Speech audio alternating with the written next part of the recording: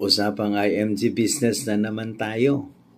Muli, ito ang inyong lingkod, Tito Joey, dito sa Jeddah, Saudi Arabia, ang bumabati ng ahlan o asalan, mabuhay. December 22 na, kaya Merry Christmas ulit sa ating lahat.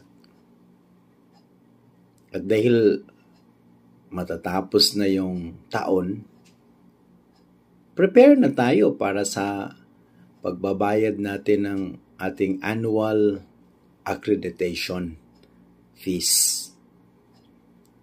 Isa ito sa mga itinatanong sa atin palagi.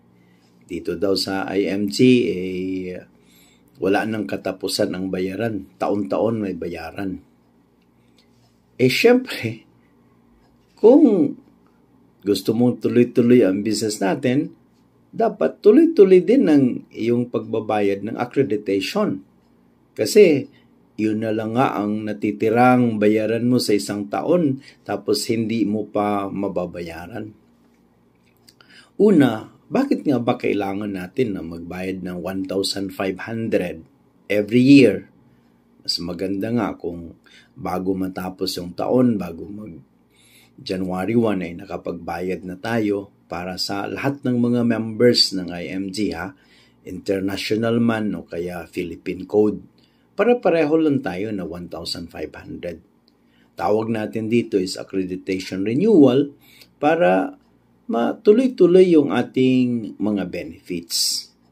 Sa katotohanan, ang 1,500 is napakaliit iyon kung ikumpara sa mga services na binibigay ng IMG.